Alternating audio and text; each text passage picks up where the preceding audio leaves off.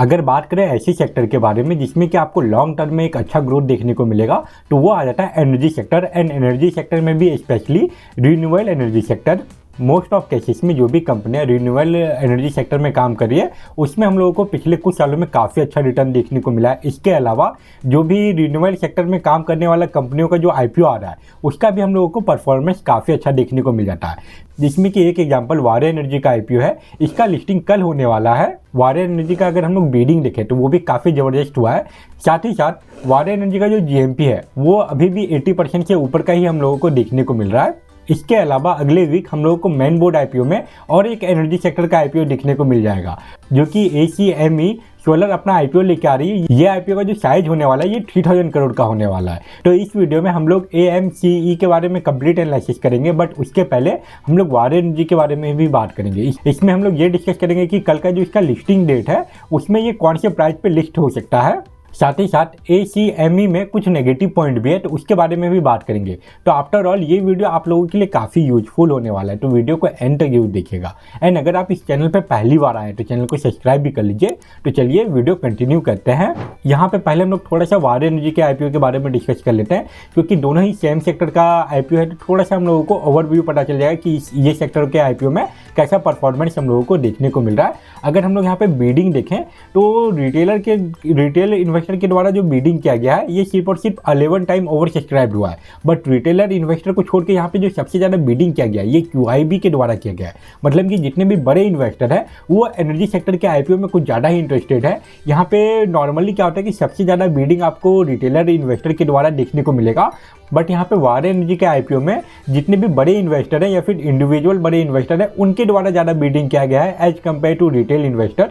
QIB के द्वारा ये आईपीओ 215 टाइम ओवर सब्सक्राइब हुआ। इसके अलावा अगर यहाँ पे NII का डाटा देखें, जितने भी इंडिविजुअल इन्वेस्टर है उसका अगर डाटा देखें तो उनके द्वारा भी ये आईपीओ 65 टाइम ओवर सब्सक्राइब हुआ है। वारे एनर्जी जो अपना आईपीओ लेके आई थी उसका साइज 4320 करोड़ का था वो, एंड इसमें जो बीडिंग किया गया उसका अगर हम लोग अमाउंट देखें तो वो हम लोगों को 2,41,857 करोड़ का देखने को मिल जाता है। आफ्टर ऑल वारे एनर्जी में जम के बीडिंग किया गया है। अब अगर बात करें इसके जीएमपी के बारे में तो एक टाइम पे वारे एनर्जी का जो जीएमपी परसेंटेज है ये 105% से भी ऊपर का पहुंच चुका था। एंड अलॉटमेंट होने के बाद पिछले 2 दिनों में हम लोगों को इसके जीएमपी में थोड़ा बहुत गिरावट देखने को मिला है। एंड इसका जो अभी का करंट जीएमपी है ये हम लोगों को 81% का जीएमपी देखने को मिल रहा है। एंड इसका जितना जीएमपी चल रहा है उसी परसेंटेज पे अगर ये लिस्ट हो गया तो ये आईपीओ आपको 2700 के आसपास लिस्ट होते हुए देखने को मिल जाएगा। बट इस मंथ हम लोगों को ऐसा भी आईपीओ देखने को मिला है जिसका जीएमपी 90% से भी ज़्यादा का था, बट जब वो लिस्ट हुआ तो उस दिन हम लोगों को सिर्फ और सिर्फ 16-17% का ही लिस्टिंग गेन देखने को मिला। मैं यहाँ पे फ्रेशा आर्गो एक्सपोर्ट के बारे में बात कर रहा हूँ, तो चांसेस है कि इसका भी जो लिस्टिंग प्राइस है ये जरूरी नहीं कि 80-70% ही देखने को मिले। चांसेस ये भी है कि इसका जो लिस्टिंग है ये आपको 30%, 40% या फिर 50% के आसपास भी देखने को मिल सकता है। ये तो गया वारे एनर्जी। अब बात करते हैं हम लोग ACME सोलर के बारे में। अगर हम लोग यहाँ पे ACME सोलर का जो बेसिक इन्फॉर्मेशन है उसके बारे में बात करें तो ये कंपनी 2015 में इनकॉर्पोरेट हुई है। तो ये कंपनी का अभी 10 ईयर भी कंप्लीट नहीं हुआ है, अगले साल इस कंपनी का 10 ईयर कंप्लीट हो जाएगा। यहाँ पे इसके बेसिक इन्फॉर्मेशन में ये बताया गया कि ये इंडिया का जो रिन्यूएबल एनर्जी प्रोडक्शन है उसको बढ़ाने का काम कर रही है। ये कंपनी इंडिया में solar energy and wind energy का यूज करके सबसे ज़्यादा पावर प्रोडक्शन करने वाली कंपनियों में से एक है। इसके अलावा इस कंपनी का स्पेशल बात यह है कि जितना भी large scale renewable energy project होता है उसको ये कंपनी अच्छे से ऑपरेट करती है, मैनेज करती है, ओन भी करती है, बनाती भी है, और ये सब में ये स्पेशलाइज्ड है।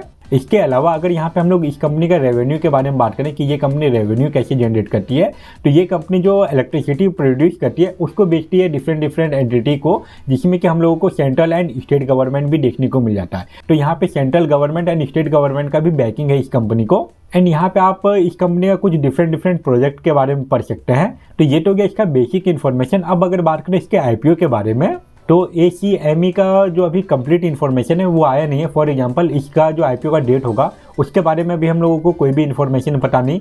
साथ ही साथ ये कौन से प्राइस पे अपना शेयर लेके आने वाली है उसका भी पता नहीं। इसका जो लॉट साइज होगा उसके बारे में कोई इन्फॉर्मेशन नहीं है। बट हम लोगों को ये पता है कि यहाँ पे जो टोटल साइज होने वाला है ये 3000 करोड़ का होगा, जिसमें कि 2000 करोड़ का यहाँ पे फ्रेश इशू होगा एंड 1000 करोड़ का ऑफर फॉर सेल अगर ये रेशियो देखें तो 33% ऑफर फॉर सेल है एंड 66% शेयर फ्रेश इशू है। वहीं अगर बात करें इसके नेगेटिव पॉइंट के बारे में तो यहाँ पे रिटेलर के लिए जो अलॉटमेंट रखा गया है ये सिर्फ और सिर्फ 10% का रखा गया है। तो यहाँ पे रिटेल इन्वेस्टर लोगों के लिए ये एक नेगेटिव पॉइंट है, क्योंकि उसका जो अलॉटमेंट का चांसेस है वो थोड़ा बहुत कम हो जाएगा इसकी वजह से। एंड इसका जो फेस वैल्यू है ये नॉर्मली 10 रुपीज़ पर शेयर का रखा जाता है, बट अगर हम लोग यहाँ पे ACME सोलर का अगर फेस वैल्यू देखें तो ये सिर्फ और सिर्फ 2 रुपीज़ का है। मोस्ट ऑफ केसेस में जितना भी IPO लॉन्च होता है वो सब का फेस वैल्यू हम लोगों को 10 रुपीज़ का देखने को मिलता है। इसके अलावा इस कंपनी का जो फाइनेंशियल रिपोर्ट है उसमें भी हम लोगों को कुछ अनयूजुअल पैटर्न नोटिस हुआ है। तो जब इस कंपनी का जो कंप्लीट इन्फॉर्मेशन आ जाएगा तो उस वक्त मैं एक अपडेटेड वीडियो लेकर आऊँगा जिसमें कि हम लोग इसका कंप्लीट एनालिसिस करेंगे, इसका फाइनेंशियल एनालिसिस करेंगे, साथ ही साथ ये कंपनी क्या वैल्यूएशन एंड मार्जिन पे अपना IPO लेकर आ रही है, तो ये सारे टॉपिक के ऊपर भी बात करेंगे। तो वो सारे वीडियो का अपडेट पाने के लिए आप चैनल को सब्सक्राइब करके रख लीजिए। तो फिलहाल इस वीडियो में इतना ही। आई होप आपके लिए ये वीडियो यूजफुल रहा होगा। तो इस वीडियो को यहीं पे एंड करते हैं। Thank you for watching this video.